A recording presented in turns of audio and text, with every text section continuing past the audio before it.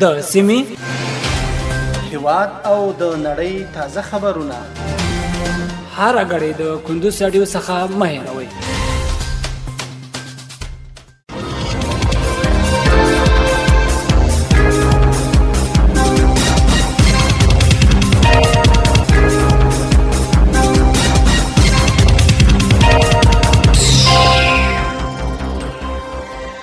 سلامونه د کندوز رادیو درنو اوریدونکو ستړي مشئ د وخت مو بخیر. پام وړم د کندوز رادیو څخه د دې ساعت تازه او مهمو وروستي خبرونو ته.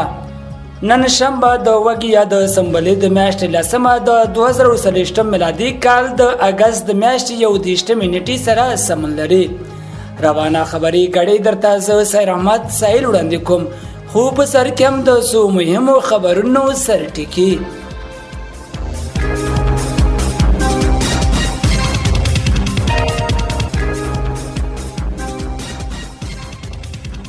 باغران کې د فتح د دریمې کلیزې په ویاړ شپنۍ مشاعره ترسره شوه.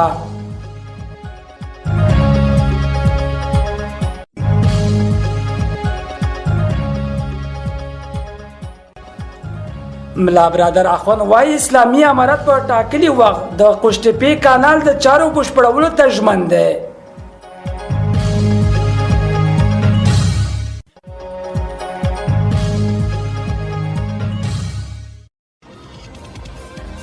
او ازبکستان د منځنۍ اسیا هیوادونو ته د افغانستان د تازه میوو د ترانزیت لپاره زمینه برابروي.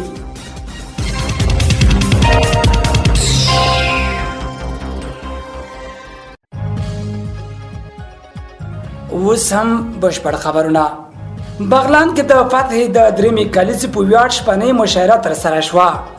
د بغلان د اطلاعات او کلتور ریاست له لوري د فتح د دریمې کلیزې په ویاړ شپنۍ مشاعره ترسره شوه چې د دې ولایت د بیلابیلو سیمو لسګونه شاعرانو، لیکوالانو، دیني عالمانو، د پوهنتون استادانو، ځوانانو او محصلینو پکې برخه اخیستې وه. د بغلان د اطلاعات او کلتور رئیس د مشاعرې د پرانیستې مهال وویل چې په دغه ولایت کې د ادب ودې ته په پراخ ډول کار شوی او شاعرانو ته زمینه برابره شوې څو خپل دروني احساسات په منظوم ډول د ټولنې د سمون په موخه خلکو ته وړاندې کړي او د ذوق د خواندانو ادبي تندې پرې خړوبه کړي. هغه په خپلو خبرو کې زیاته کړه چې د افغانستان اسلامي امارت په بیا حاکمیت سره شاعران او لیکوالان د سپېڅلې ازادۍ لپاره د حماسي شعرونه وایي او د غربي دیموکراسي پر ضد مبارزه د شعرونو او لیکنو یوه برخه ده.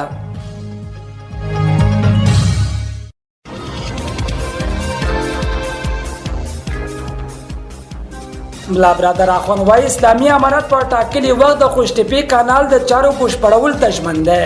د ریاست الوزرا اقتصادي مرستیال ملا عبدالغني برادر اخوان د قوشتېپې کانال د سربند له چارو لیدنه کړې ده. د ریاست الوزرا اقتصادي معاونیت د مطبوعاتي دفتر د معلوماتو له مخې اقتصادي مرستیال دغه ملي کانال د سربند جوړولو په برخه کې د ملي پراختیا شرکت سره شوي کارونه ستایلي او دغه شرکت کارکونکو ته یې لارښوونه کړې چې د سربند او کانال چارې په پوره دقت، ښه کیفیت او ټاکلې نیټه بشپړې کړي. ملا برادر اخوند دغه راز د قوشتېپې کانال د کرنې د اوبو مدیریت په برخه کې مهم بللی او ویلي دي چې اسلامي امارت په خپل ټول توان سره په ټاکلي وخت د چارو بشپړولو ته ژمن دی. د یادونې وړ ده چې اوس مهال د یاد ملي کانال د سربند جوړولو او همداراز دویم فاز چارې په ښه ډول د افغان انجینرانو لوري روانې دي چې زرګونو کسان ته پکې کاري فرصتونه برابر شوي دي.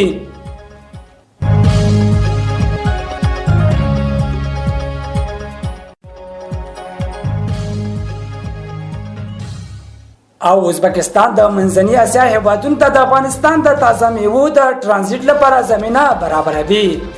د ریاست الوزرا اقتصادي مرستیال ملا عبدالغني برادر اخوان د ترمنځ نړیوال سوداګریز مرکز د پرانیستې په مناسبت د جوړ شوي مراسمو په څنډه کې د ازبکستان لومړي وزیر عبدالله عارف اوف سره وکتل. د ریاست الوزرا اقتصادي معاونیت د مطبوعاتي دفتر د معلوماتو له مخې په دې کتنه کې د ازبکستان لومړي وزیر ویلي چې افغانستان د ازبکستان په بهرني سیاست کې مهم ځای لري او په همدې موخه تاشکند چمتو دی له کابل سره د خپل سوداګریز او ترانزیټي اړیکو د پراخولو په موخه له خپلې خاورې په تېرېدو سره د منځنۍ اسیا هېوادونو ته د افغانستان د تازه میوو د صادراتو لپاره هر ډول اسانتیا رامنځته کړي.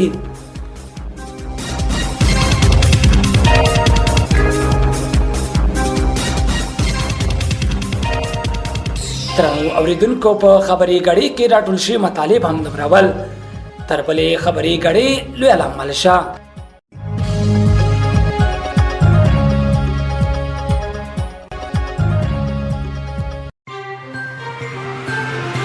د سیمې هیواد او د نړۍ تازه خبرونه هر غړي د کندوز رادیو څخه مه هېروئ.